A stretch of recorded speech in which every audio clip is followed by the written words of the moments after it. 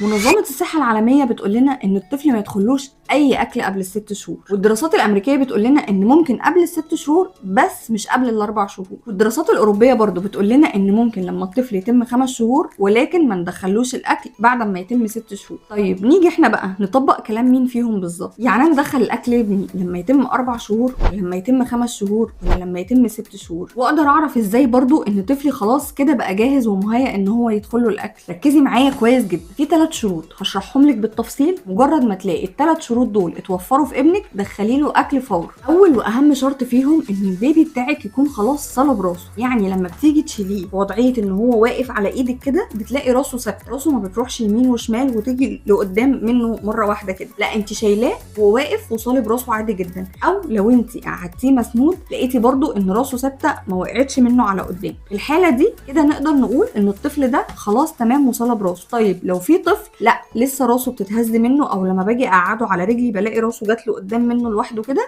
لا الطفل ده كده لسه ما صلبش راسه، كده ده ما ينفعش ندخل له اكل ابدا. والشرط ده يا جماعه بيكون اهم شرط في ال3 شروط، وده لاننا الشرط ده بيطمنا ان الطفل خلاص جاهز وبقى يقدر يبلع وبقى يقدر يتحكم في راسه، مش هيشرق مني ومش هيحصل له اي مضاعفات مجرد ما انا دخلت له اكل. تاني شرط معانا هو ان انت هتلاقي عينه بتروح وبتيجي مع الاكل، يعني وانت ماسكه المعلقه كده تلاقي عينه جت مع المعلقه من وهي بتتاخد من الطبق ورايحه على بقك، عينه مع المعلقه مركز جدا مع الاكل، اللي هو عينه ما بتنزلش من على المعلقه خالص. ثالث شرط معانا بقى ان انت لما تقربي له مثلا معلقه او ايدك يكون فيها اكل تلاقيه بيفتح بقه وعنده استعداد ان هو يجرب الاكل وعنده فضول يعرف الاكل ده طعمه عامل ازاي. وعاده ال3 شهور دول بيبداوا يتوفروا معانا من بعد ما البيبي بيتم ال4 شهور، لكن ما بيتوفروش قبل ما البيبي يتم ال4 شهور ابدا. وعلى فكره انت تقدري تساعدي طفلك كويس جدا ان هو يوصل للمرحله دي بدري، وده بانك تعملي له تمارين البطن كل يوم، تنيميه على بطنه بشكل يومي المده اللي تحسي ان هو قادر ياخد نفسه. مجرد ما يبتدي يزمزق او وشه يحمر او يبتدي يتضايق لازم تشيليه على طول،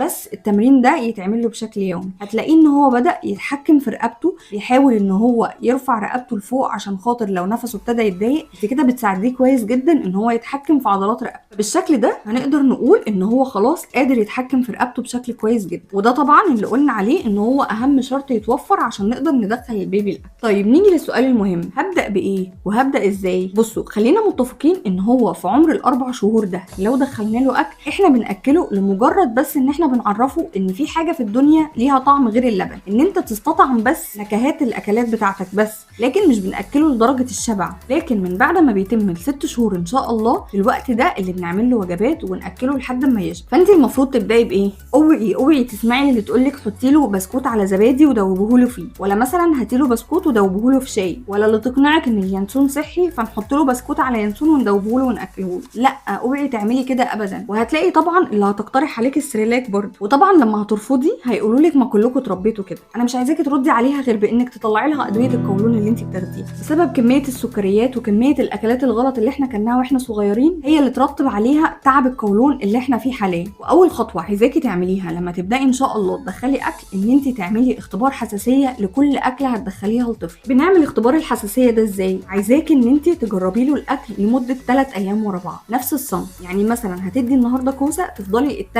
ايام بتدي له كوسه، هتبداي له في الاول بربع معلقه، وهتيجي في نص اليوم هتدي له نص معلقه، وهتيجي اخر اليوم هتدي له معلقه كامله، يعني اجمالي اللي هياكله على مدار اليوم معلقتين الا ربع. وده علشان زي ما قلنا احنا لسه بنعمل اختبار حساسيه، ما اجيش اديله كميه كبيره فلو هو جسمه بيتحسس من الاكله دي ودخله كميه كبيره مش هنقدر نسيطر على الحساسيه اللي هتحصل له. لكن لما ندخل كميات صغيره لو تعب منها بعد الشر الموضوع ان شاء الله يكون هاي. وكمان زي ما قلنا ان احنا بناكله علشان بس نعرفه طعم الاكلات، لكن احنا مش بناكله عشان يشبع. طيب انا هعرف ازاي ان طفلي عنده حساسيه من الصنف ده؟ هقولك على شويه علامات تعرفك ان كده الطفل بتاعك جاله حساسيه من الاكله اللي انت دخلتيها له النهارده. لو لاحظتي ان ظهر على جلده بقع حمراء كده ظهرت فجاه، او لقيتي ان في طفح جلدي لونه احمر في جسمه كله، وممكن برضو يحصل له تورم في شفايفه، او تلاقي بقع حمراء حوالين الفم، او لو لقيتي ان البيبي جاله اسهال وانت بتغيري له خدتي بالك ان حوالين فتحه الشرج لونه محمر، او لو لقيتي ان البيبي رجع بس مش رجع اللي هو لما اديتي له الاكله راح مرجعها، لا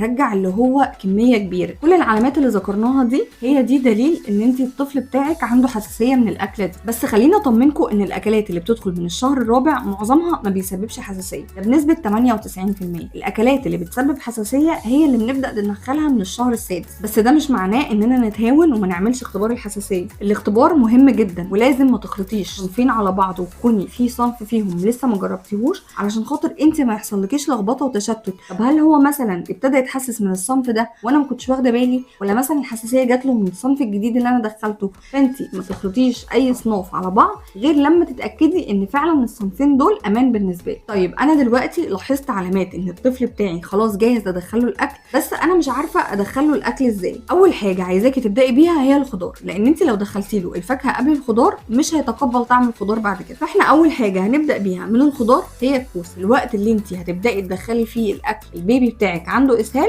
ما تبدايش بالكوس، ابداي مثلا بالبطاطس، وده لان الكوسه بتعمل شويه تليين للمعده. هتلاحظي ان الاسهال زاد معاه، وده بيكون بسبب ان انت دخلتي له كوسه والكوسه سببت له تليين في معدته. لكن لو دخلتي له بطاطس هتلاحظي ان الاسهال قل معاكي وكمان معدته بقت احسن. طيب الطفل اموره تمام، مفيش اسهال مفيش امساك مفيش اي حاجه، يبقى ابدا اول حاجه بالكوسه. وانت في الوقت ده مسموح لك بالكوسه والبطاطس والجزر والبطاطا والتفاح والرز والموز. ولما تعملي اختبار حساسيه لكل صنف منهم لوحده تقدري ان انت تبداي تخلطي صنفين على بعض. وركزي كويس جدا ان الاكل في الوقت ده بيتقدم بقوام سايل جدا شبه قوام اللبن. يعني انت المفروض بتجيبي الخضار وتسلقيه في ميه وتضربيه في الخلاط بميه السلق بتاعته، وتاخدي له ربع معلقه زي ما اتفقنا، وهتجربي له الاول ربع معلقه، وخلي بالك كويس جدا علشان ما يشرقش منك. واحنا واحده واحده هنبتدي نخشن له قوام الاكل، بس القوام في الاول لازم يكون شبه قوام اللبن علشان خاطر هو لسه متعودش على الاكل خالص. واللي فيكم بدات تاكل البيبي تكتب لنا في الكومنتات ايه هي اكتر اكله البيبي حبها. المره الجايه ان شاء الله هشرح لكم ايه هي الاكلات اللي ينفع نبدا ندخلها لهم من عمر 6 شهور. ولو عندك اي سؤال اكتبوا لي في الكومنتات، وما تنسوش اللاف الجميل بتاعكم.